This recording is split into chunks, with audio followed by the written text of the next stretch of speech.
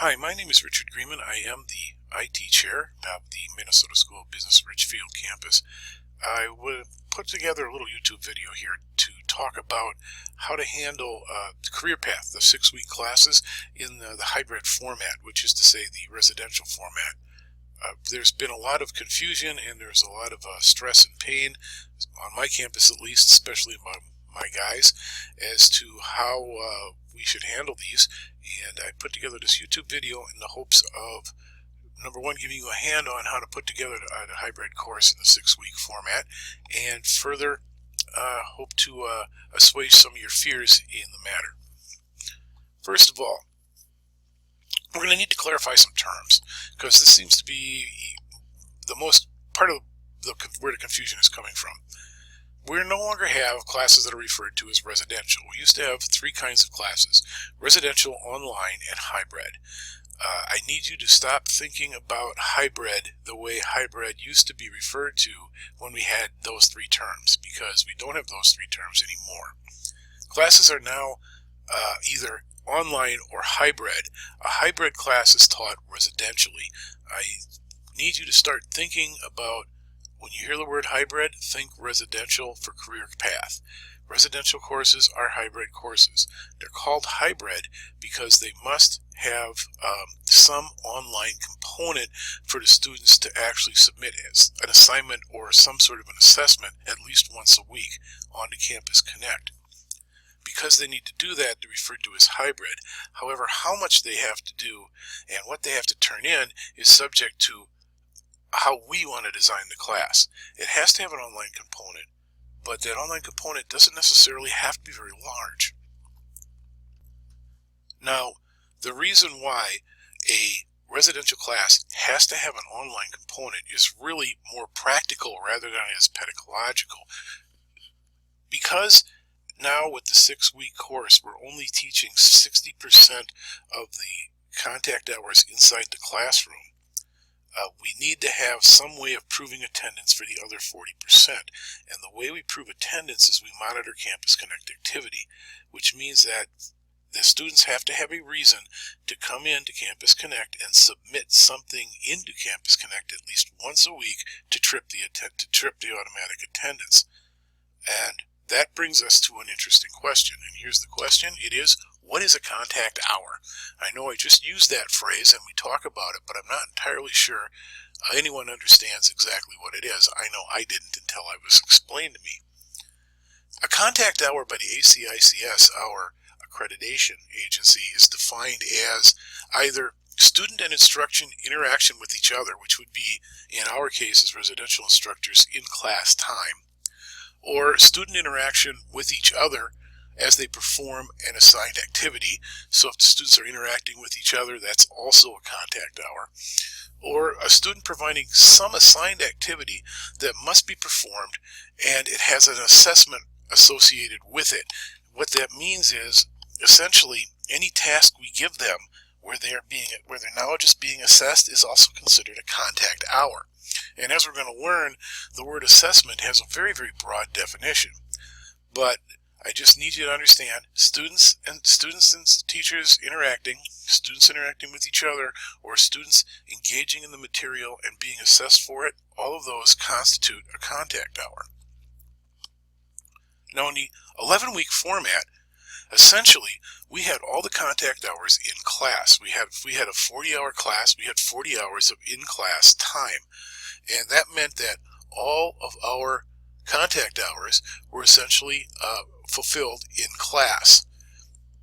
They also did homework and labs, and they had online simulations, and they did readings and so on and so forth, but we didn't really count those in the contact hours because we had all of our contact hours already fulfilled in the classroom. But the other 2 parts are still there. We're still there. Homework and labs and online simulations, as well as stuff that they were assessed for, as well as readings and additional supplemental materials that they weren't.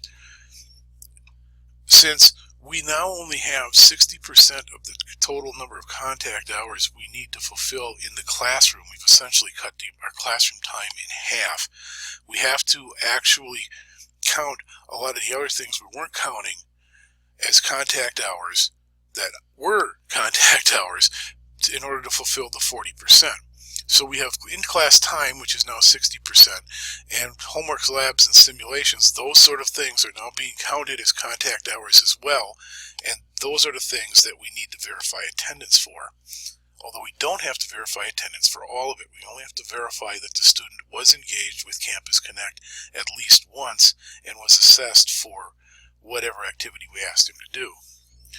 For all those things we don't have an assessment for, like reading and additional materials and supplemental videos and so forth, those sort of things that we may have them do that they're not assessed, those are not contact hours. However, those are hours that the student is expected to put into the class that don't count as contact hours.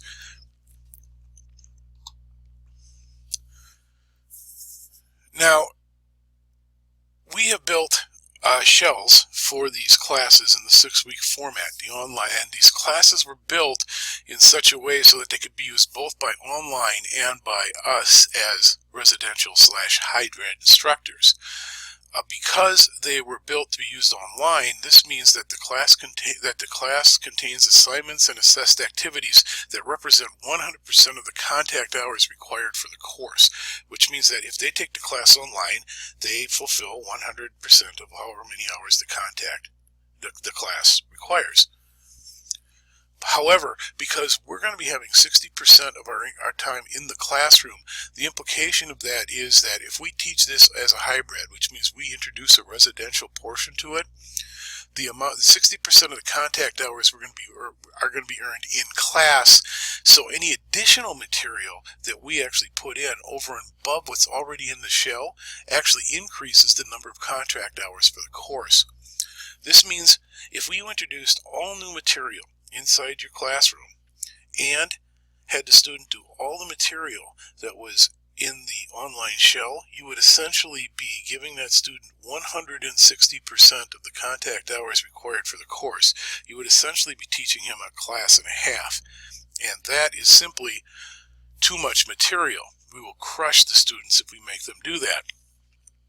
So we have to, as residential instructors, remove some material so that we can so any new material we introduce that's not in the shell, that we introduce in the classroom, demonstrations or case studies or whatever, we actually have to remove material from the online shell on a contact hour by contact hour basis, so that we do not actually increase the number of contact hours the student has to do to fulfill the class. In fact, we're not only allowed to do it, we're going to have to do it. And this means that we are essentially capable of designing the classes any way we want to, just like we used to on the 11-week courses.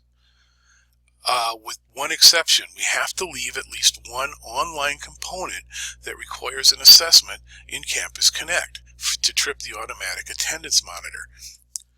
So anything you used to do in the 11-week course, you can do in the 6-week course. All you have to remember is just leave one component online, just at least one. Okay. So what can we do? Most residential instructors I know just routinely remove the discussion questions. Students don't particularly like them. We can have the discussions in class. They're just not something we need to fulfill contact hours as residential instructors. So you used to remove the discussion questions, you still can. Okay, discussions in class are still contact hours. You don't really need to have the online discussions. A lot of instructors, I know I do, remove some of the homework or the tests and quizzes that we think aren't really appropriate. We go through knowledge assessment in the classroom. It's not really necessary to do a quiz. You want to remove that? Also allowable. Classroom assessments, demonstrations, that sort of thing. Those are all contact hours in the classroom. Those count. Instructors have been known to replace all or some of the homework with case studies or projects to be formed in class or in class and as homework. Also very allowable, as long as you're meeting the course objectives. Student interaction in the classroom with each other, face-to-face, those are contact hours. Homework is contact hours as long as they have to do something that shows knowledge, which of course requires them to turn something in. That's most homework. Those constitute contact hours as well. So if you have to come up with online contact hours and you're used to teaching a residential class and you don't quite know how to handle an online one or a hybrid one, where should these online contact hours come from? You want my advice? Online lectures. We only have 60% of the hours that we used to have in an 11-week course in a 6-week course because we are not added classroom time per week, but we cut the number of weeks. So we've cut the amount of classroom time we have almost to half, 40%. Now, if you're very unlikely to be able to complete the lectures you used to complete in your 11-week classes and still have time for meaningful in-class activities. I mean, with the 11-week course, you could actually do the lecture and then have time for meaningful activities. That's not going to be likely in a 6-week class. You're going to have to deliver the knowledge and the content online, and that means you're going to have to be using online lectures or whatever tools you used in the classroom to deliver the content.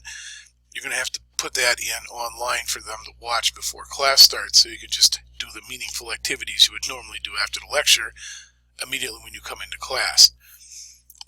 Now, when we were lecturing in the classroom, the lecture counted as a contact hour because it was all in classroom time is a contact hour by definition. So how do we turn an online lecture into a contact hour? When I was flipping classes with the 11-week course, I would just put on their lecture and tell them to watch it. What we're now going to do is put on the lecture, have them watch it, and then have them do a quick assessment afterward that allows them to engage in the material and do an assessment, and now the lectures have become a contact hour rather than just outside classroom activities that didn't count. And that's how you can fulfill your online part of this hybrid class easily and without too much trouble.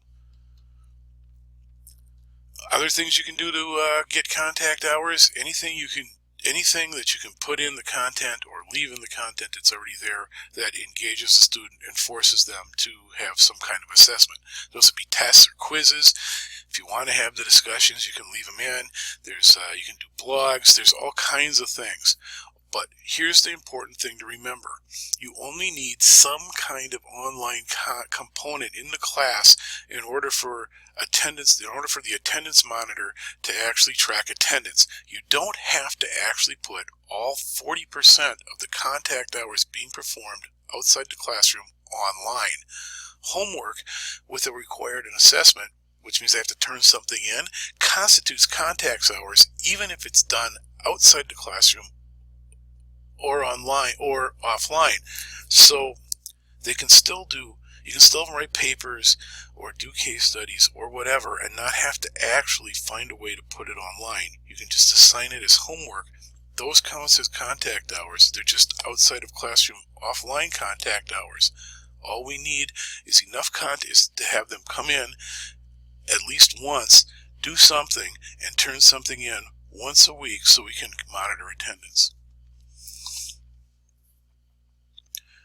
Now, if you don't know how to do an online lecture, and I know some of you guys don't, I can show you how to upload and install an online lecture into Campus Connect. It's rather straightforward, actually. I put together another YouTube just for you guys to look at if you wanted to. It's called Creating and Installing Recorded Lectures in Campus Connect. There's the link that you can go to, or you can just type my name, Richard Grieman. That's Grieman. I don't have but 3 or 4 YouTubes out there. They'll all show up and you can just pick the appropriate one. It's about 14 minutes long. It's informative, and it'll show you how to record, load, and install a lecture into your Campus Connect area, into your Campus Connect. Okay, let's sum up. I'm hoping that you realize, now that you've watched this, that teaching a career path hybrid is not going to be nearly as difficult or as time-consuming as we thought it was going to be. We do have the latitude yet as residential instructors using a career path hybrid to remove or rearrange or add any material we want for residential use. All we have to do is remember that we have to remove material from the shell if we add any in classroom material, so that we don't trip over 100% of the contact hours, and we have to have at least one thing every week that the student has to go into and watch or engage with, and then do an assessment for, so that we can trip the online monitor and have and show online attendance during out of classroom time. And like I said, it doesn't have to be all 40% of the material having to be online. You just have to have something that makes them go in and engage with the material in some way. And my suggestion on what you use is just use the online lecture. Now, let's go take a look at a career path shell just to see what you're going to find when you open one up. They're a little bit different than what you're used to, and I just want to explain a few things about how they were designed and what the tools and facilities are inside of them. Okay, here we have a 6-week class. I'm just going to use my cyber forensics class for next quarter as a demonstration, mostly because I designed it and I know what's in it. First thing that you're going to see when you go in here, let's just start at the top and work our way down a little bit on the left-hand side, is we have important instructor items. They actually did something kind of nice, which is they actually put in instructor tools that can help you with manipulating Campus Connect. If you actually click on this, you'll discover that there's all kinds of marvelous things in here. There's the delivery policy that'll tell you exactly what you can and cannot do and how to do it. Most of what I have just told you, I got out of that documentation. There's also some training materials on how to handle blended hybrid classes and some how to adopt content, how to actually go in and edit, remove, and copy things from one place to another in Campus Connect. There's also going to be something called a course addendum template, which you can use to build your course addendum if you need to, and a sample hybrid course plan. Here's the thing. These are inconsistent. Some classes actually have the hybrid course plan. Hybrid, remember, means residential for us. Some of them have the course plan, some of them don't. This one doesn't, even though I designed it, because I didn't even know it was there. I don't think it was on the checklist when we designed this. Some instructors put one in, some didn't. I advise you, if it's in there, to be very, very careful about how you use it, because from what I've seen from most courses, people who put together the hybrid course plan actually put in suggested in-class activities, but kept all of the other homework and content for the online course in the class as well. So essentially what they did is they built a class with way more contact hours than was required. If you want to go take a look at the hybrid course plan, and it's actually set, it actually has something in it, like I said, use it. You can use it for selected in-class activities, but you're going to have to remember you're going to have to remove content for any of those in-class activities that are suggested in the course plan. And I think in about most classes, actually, to be honest, there isn't even going to be a hybrid course plan set. Now, that shouldn't be a problem for us. We're used to having to design a residential class. We know how to do it, but I just want you to let you know, if you look at that even if it is set, most of them are designed so that the in-class activities were just added to the total online coursework, which means that if you actually taught the class that way, you'd be way over the number of contact hours that were required for the course. Course expectations, that's pretty much a straight up copy from the 11-week courses. Meet your instructor, again, it's a copy. Syllabus, I would, if I were you, pop open all your classes that you're assigned and look at the syllabus. If for no other reason than we need to check to make sure it's correct. This one isn't, and I'm going to have to do something about this. I'm going to have to call the help desk and find out what's wrong. If you actually scroll down here, you'll notice that the course outline is still 11 weeks long. That should be a 6-week course outline.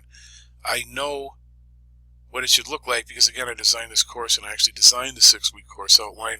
Evidently, this particular shell's pulling the wrong one in, and you can tell up here by the version date that it's not the right one. These classes were designed quickly. We may or may not have some issues with them, so like I said, you might want to go in, look around, make sure everything's set correctly. If it's not, get it corrected before the start of class next quarter. Also, all classes now have a pre-made syllabus addendum in PDF format. That's rather new, and some classes did and some classes didn't in the 11-week shells, but they're all required to have one now. This is going to make our lives a lot easier. Problem we're going to have is if we rearrange the content, we're going to have to rearrange the addendum, and you will notice the addendum is in PDF format.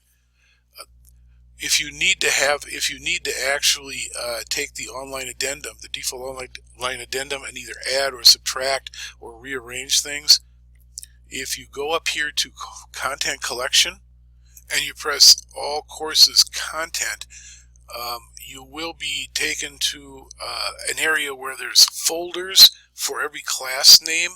If you just maneuver to the class name for your class, in this case it would be IT 320, there'll be a folder. If you open the folder, there'll actually be an addendum in doc format. You can download it and then you edit that and then upload it back as the addendum for your course.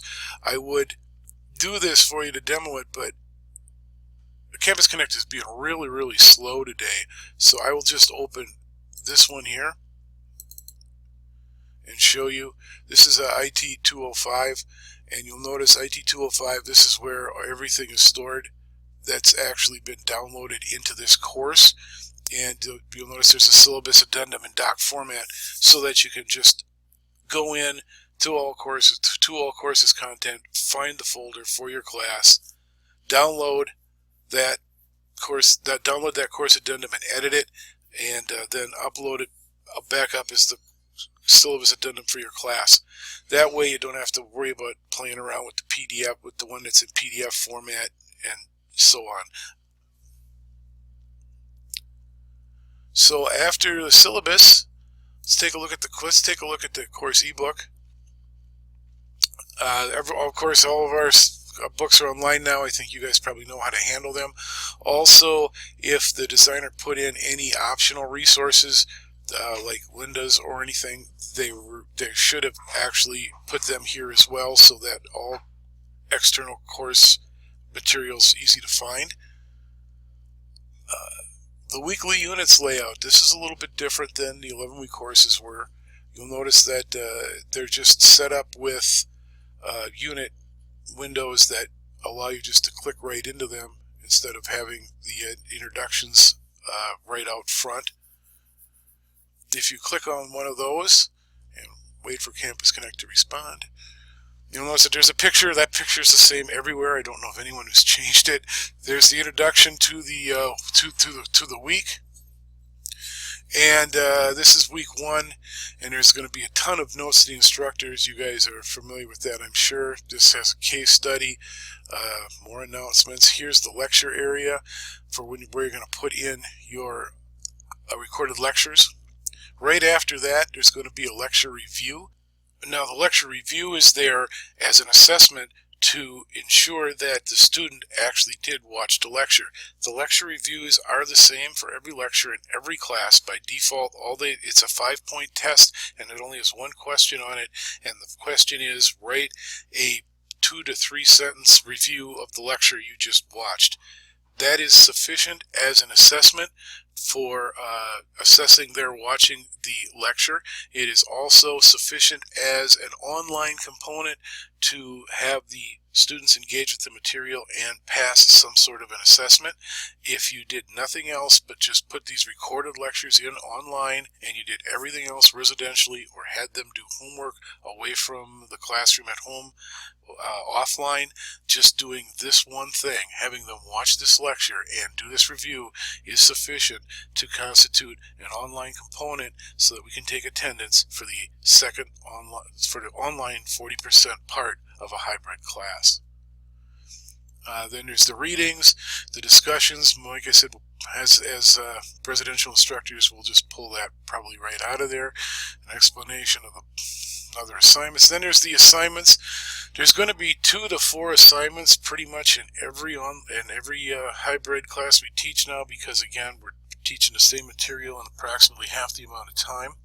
But we still have in-class time, and we don't necessarily have to do all of these assignments. We can do the equivalent of what these assignments are doing in the classroom, so we could easily remove one of the assignments and still have the same amount of contact hours.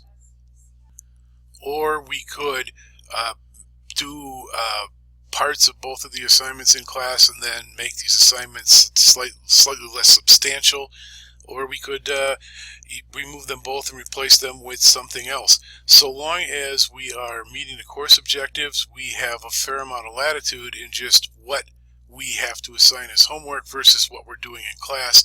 All we have to do is make sure we don't add more contact hours than is necessary for the class.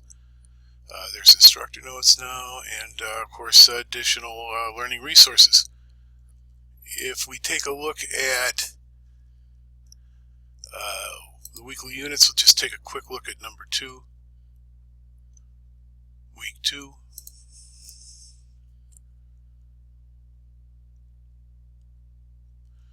It looks exactly the same picture, same introduction, lecture review, same lecture review as the last time.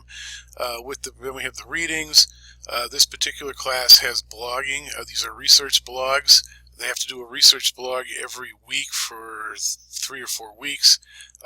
Those research blogs take a fair amount of time. If you just wanted to remove those and do the equivalent of what that's doing in class, that'd be great as well. Personally, I'm going to leave them in when I teach this class. I did design this class. I like the idea of the research blogs. Again, don't have to do the discussions. We can do those in class. And then, of course, there are these 2 rather substantial assignments. And again, we can do these in class, or the equivalent of them in class, or parts of them in class, and lessen the time it takes to do the assignments. As residential instructors, we have a fair amount of latitude on what we can do here, as long as we're meeting the course objectives, just so long as, again, we leave something in this unit that requires the student to engage and have an assessment. And my advice is, just do the lecture. Now, here's an issue we need to address. You'll notice that all of these lecture reviews are required by Wednesday. For Thursday class times, what this means is the students are going to have to actually go out, watch the lecture, and do the lecture review before the first class. This is something the students are going to have to get used to.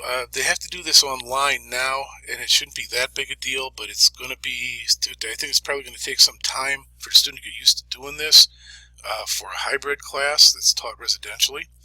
And we may want to email the students before class, or put an announcement in the course that says they have to do this, just to remind them. That's just like I said, it's just something the student's going to have to get used to. Is that for Thursday classes, they are going to have to actually go in and do something before their first class. And that's just about it. You design the courses the way you want to teach them.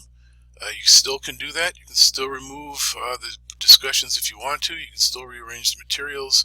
You can still change how the class is taught. You can still add case studies in class and have that, and then do less homework. You have very many options, just like we had in the 11-week courses. So this shouldn't be that big a deal.